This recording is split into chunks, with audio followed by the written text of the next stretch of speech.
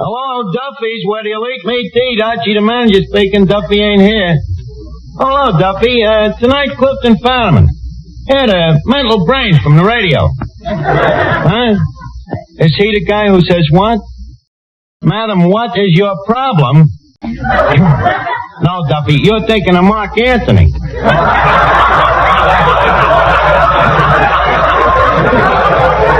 Oh, this is the guy that asked the questions on information, please. Very brainy guy. Huh? Yeah, maybe you're right at that, Duffy. What brains does it take to ask questions? Yeah. Well, anyways, we're stuck with him. Yeah. He's coming down to lecture to the Lord Byron Ladies Literary Society. Well, don't worry, Duffy. I'm writing the lecture for him, so he can't louse us up. Huh? The crowd here? The usual gang of crumbs. Yeah, but, oh, by the way, Moriarty just come in. He's very sore at the government. Yeah, for canceling last year's income tax. Well, you remember when he filled out his return, he chiseled so much he didn't pay nothing? Now he figures he's losing money. Yeah. Well, I'll call you back, Duffy. Okay.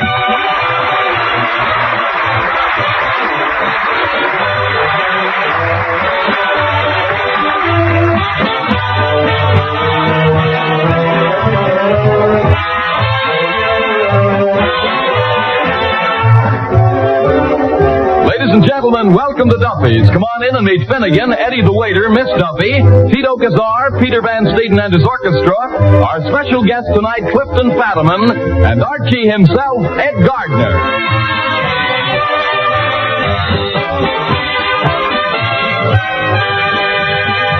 Hey, Mr. Archie? Yeah? Well, what happened to the sign? What sign, Eddie? The watch your hats and coats sign. There it is, only I rephrased the words so that Clifton Fadiman will feel more at home here. Read it. Let me see. Maintain scrutiny of thy chapeaus and hats. Nice and confusing, ain't it? Yes, isn't it? It's a quotation from Shakespeare. Did you ever see any of Shakespeare's plays, Eddie? One, As You Like It. Well? I didn't like it. Oh, I don't know. Maybe he had an off day that day. Hello, Arch. Well, Clifton Finnegan. Hello, Finnegan. Arch, look at this. Boy, am I proud. A poem by Crackpot O'Toole of Fortune. Dedicated right at me personal. Oh, yeah, that's nice. What's the poem, Finnegan? I'll read it to you. Some men is fools and morons, and some is even judge. But you, dear Clifton, combined them all. Nature has gave you the words.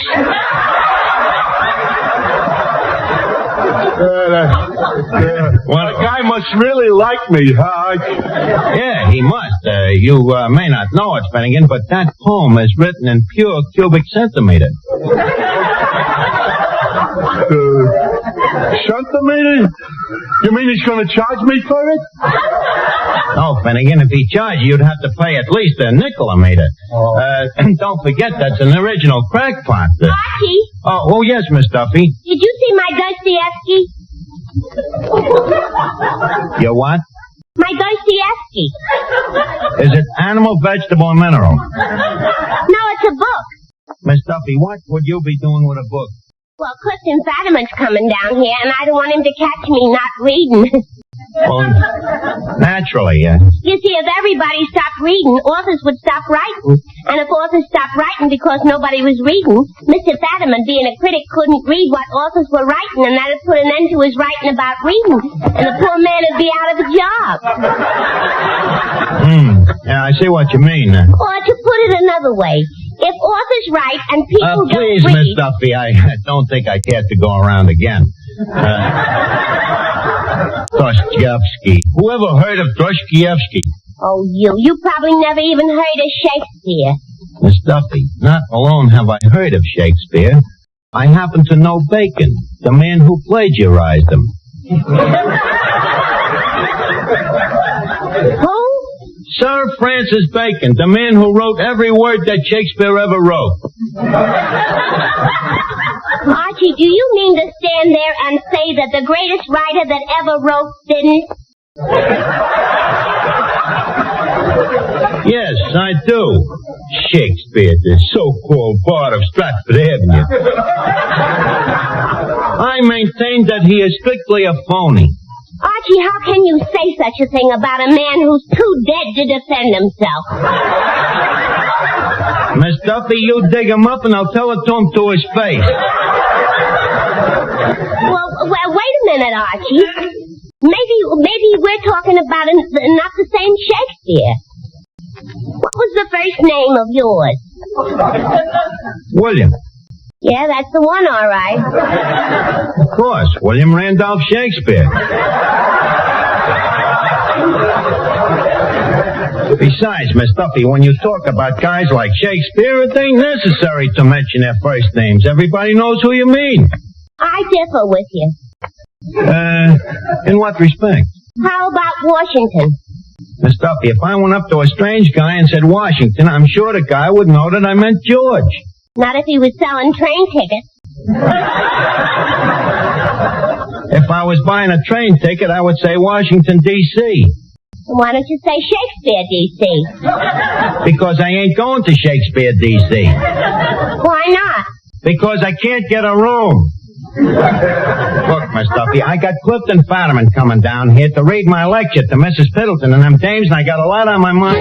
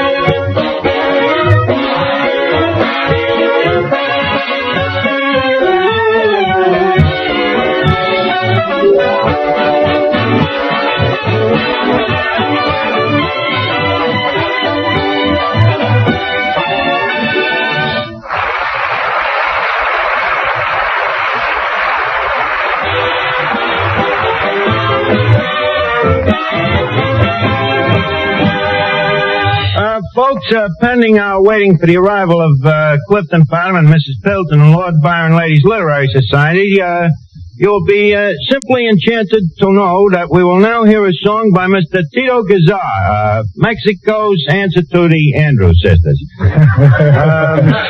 What is the song, Tito? I will sing a beautiful song entitled Si Bonet. Well, that's your own for negative. Go ahead and sing it. Ladies will please swoon. Si Bonet de mi sueño, si no oyes la queja de mi voz. Si Bonet, si no vienes, ay, moriré de amor. Si Bonet de mi sueño, te espero con ansia en mi caer. Si Bonet, si no vienes, ay, moriré de amor. Oye el eco de mi canto de cristal. Si Bonet, yo te quiero, yo me muero por tu amor. Ven aquí, que te quiero. que todo tesoro eres tú para mí. Vivo al arrullo de tu palma pienso en ti.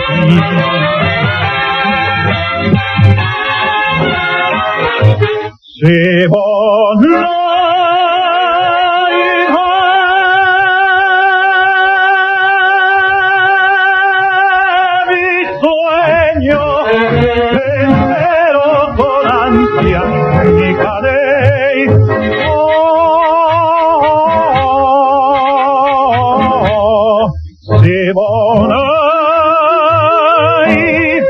Si no viene, ay, moriré de amor.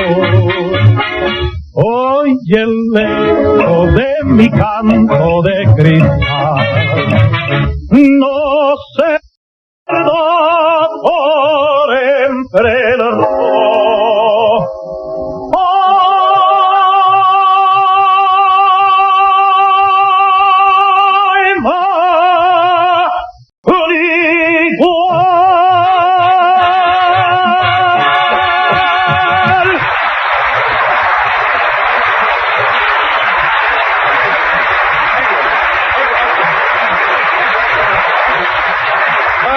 Bravado, Tito. Simply bravado. Mucho groucho. Say, Mr. Archie, do that Mr. Fadiman drink coffee? Coffee? I guess so. Eddie, why? Well, we're running a little short. Well, add some chicory to what you got. Okay. But chicory added to chicory is going to taste a little like... Well, he'd probably be reading a book anyway. He won't notice it. Oh, Archie, dear boy. Well, Mrs. Piddleton, how are you? You're looking great. Archie, you know I look a fright. All right. What makes you look like such a fright? Oh, I've had a terrible experience. Terrible. I had to come down here by subway. Good gracious. The subway? How ghastly. Well, there was no alternative. You see, my limousine is hors de combat. Yeah, what year? Hors de combat, Archie, a French expression, out of action. Oh, you mean like OPA? OPA? An American expression. Out of gas. That subway must be simply livid for one to ride in, huh? Oh, yes. One encounters such a bourgeois class of society. Oh, simply bourgeois, yeah. Makes one sorry one went to the trouble of ducking under the turnstile. Archie, then you have been in the subway. Only in London. Of course, over there we refer to it as the lift. But so much for conversation. I'm glad to see you. Well, it's a delight to be here again. On the same, except poor Mr. Duffy. He seems to have aged considerably. Mrs. Piddleton, that's the moose head you're looking at. Moose head? Oh, Archie, I'm afraid you'll have to remove it. Why? My doctor's orders. I'm allergic to stuffed animals. Oh, yes, Mrs. Gribbs. We're waiting for you and Mrs. Allen. Well, Mr. Fadiman isn't here yet. Clifton Fadiman.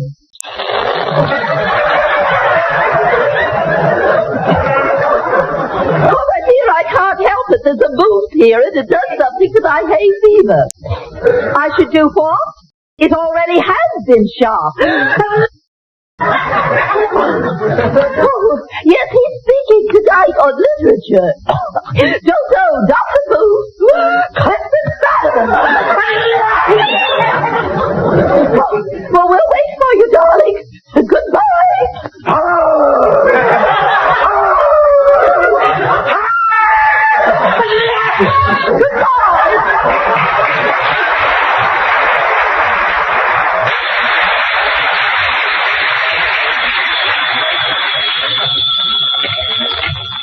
Hello? Oh, well, thank you. Mrs. Piddleton, the operator says Gesundheit.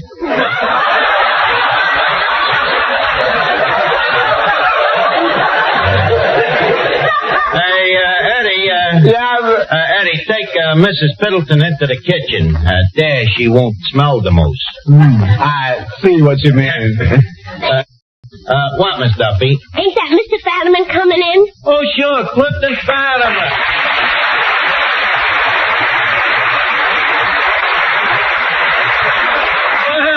Well, if it ain't me old pal, Clifton Fadiman. Oh, you Kip, old boy. I'm looking for someone named Archie. Just a minute. I'm Archie. You had the pleasure of meeting me just a short nonce ago. Oh, I'm sorry, but I'm wearing my wife's glasses. Your wife's glasses? Oh, that's different. I can't expect your wife to know me. By the way, Mr. Fadiman, this is Miss Duffy. Plaza 59970. I beg your pardon? Well, you're always asking questions, so I thought I'd give you the answer first. Miss Duffy, Mr. Fadiman is an intellectual. He don't go out with dames. Well, that intellectual I ain't. In fact, when it comes to dames, my taste is positively lowbrow. Plaza 59970. See you later. Oh, please, Miss Duffy. Mr. Fadiman just came here. Kip, by the way, speaking of books... Who was? I was. Speaking of books, did you ever read any of the works of the famous poet and forger, Crackpot O'Toole? O'Toole. What sort of things does he write? Mostly sonnets and bum checks. That's him. And bum checks. That's him over there tilting the pinball machine. Hey, Crackpot. Yeah, Crackpot, come here. Clifton Fadiman, meet Crackpot O'Toole. Crackpot, meet Clifton Fadiman. You two guys should have a lot in common. Oh, you're a forger, Mr. Fadiman? Crackpot, Mr. Fadiman is from Information, please. Kip, you'll pardon Crackpot's ignorancy. He's been upstate, Ossining. Oh, you mean in the clink? In the clink, yeah, in a manner of speaking, yes. We can talk about it, can't we, Crackpot? Why not? It was nothing. Only a few years for forgery. I made a little innocent mistake when I signed a check. I put 2 T's in Vanderbilt. The whole thing was laughable.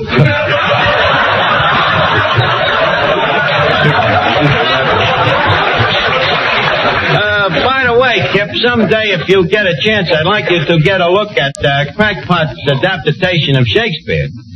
Crackpot? You rewrote Shakespeare? Yep. I rewrote 23 of his plays. How long did it take you? 23 minutes. 23 minutes, Crackpot? I bet you Shakespeare himself didn't even write it that fast. Well, after all, Arch, I got an edge on the guy. I'm ambidextrous. What's that? Two-handed dexterous. I can write with both hands. Mr. Fadiman, couldn't you use Crackpot on Information, please, sometime? But, Archie, we have a poetry expert, John Kieran. Granted, but suppose you ask Kieran to quote you something, say, from Lord Byron. Could he do it? Of course. He could quote whole stanzas. Could Crackpot do that? Not alone could Crackpot quote whole stanzas, he could give you the whole poem in Byron's own handwriting. Thanks, Arch. Okay, Crackpot, yeah? Middleton wants to know when the lecture's gonna start. Oh, any minute, Eddie. Go over and talk to her. Keep her happy for a second. I've been talking to her. I say Gesundheit, she says thank you. I say Gesundheit, she says thank you. I say Gesundheit, she says thank you.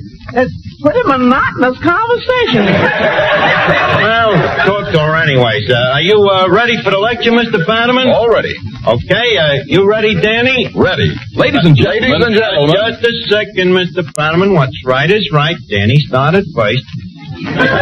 Besides, you ain't studied the lecture that I wrote for you. You wrote a lecture for me? You seem amazed. I'll go over it with you in a minute.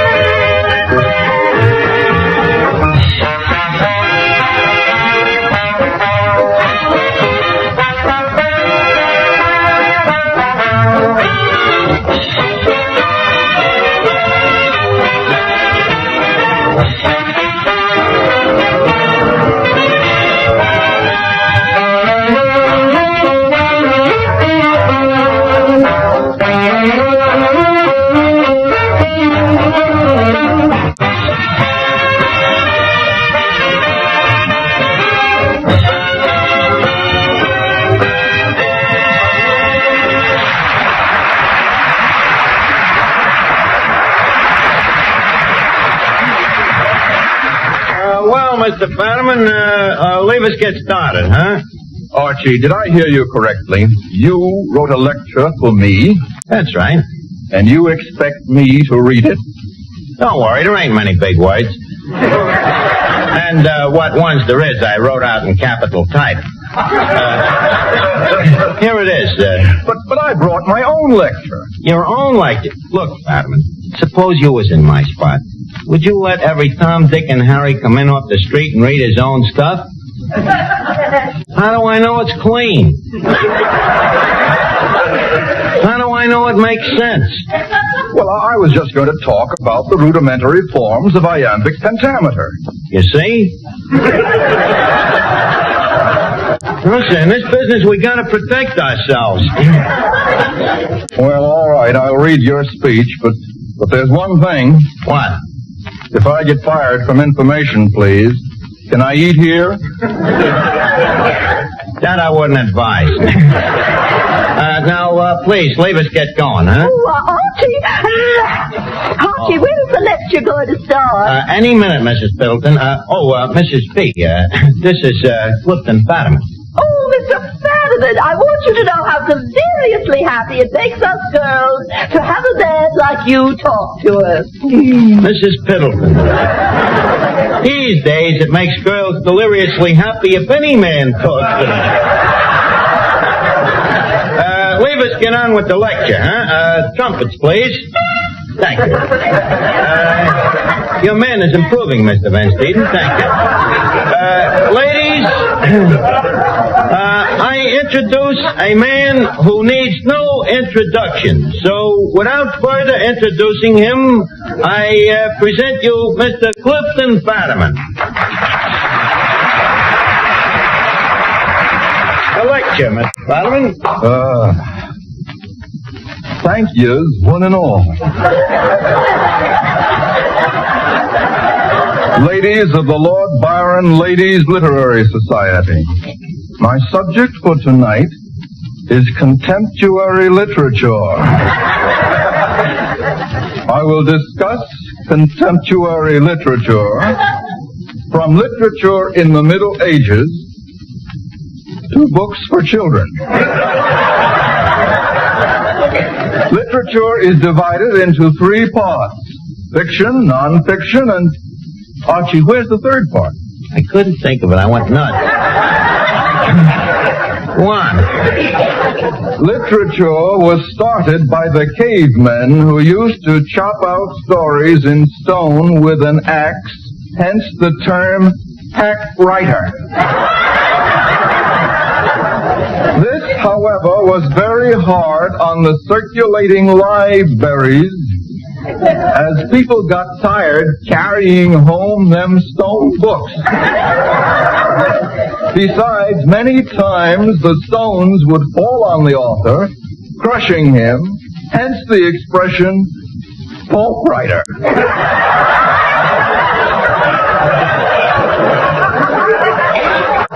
This led to the invention of sheepskin, which up till then had only been used for diplomas. Literature has gave birth to more writers than any other profession. Namely, among whom are Shakespeare, Bacon, Dickens, and Sir Walter Lipton. Among the French writers are Voltaire, Charlemagne, and Franchot Combe. Say, Archie, you left out Mademoiselle from Armentières. That's a different kind of literature.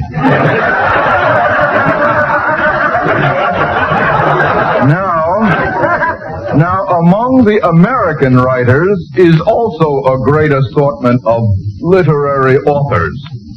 Just as music has its three B's, Bach, and Bookhoven,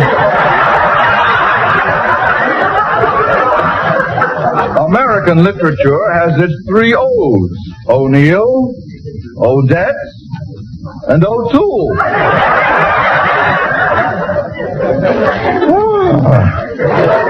Next comes the Russian writers, among who is Tolstoy, Rimsky-Korsakov, Dostoevsky, and the greatest Russian of them all. Oh, no, I can't. Go ahead, Fadiman. Ivanhoe.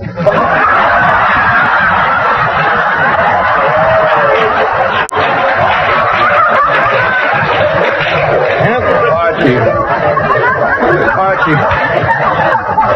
I can't go on with it. My reputation will be ruined. Ladies, the lecture is over. I thank you. Oh, Mr. Fadiman. Yes, Mrs. Fiddleton. I've heard you speak many times. I've read every word you've ever written. Your books, your reviews in the New Yorker magazine. Yes? And there's one thing I want to tell you. In my personal opinion, this is the first time you've ever made sense.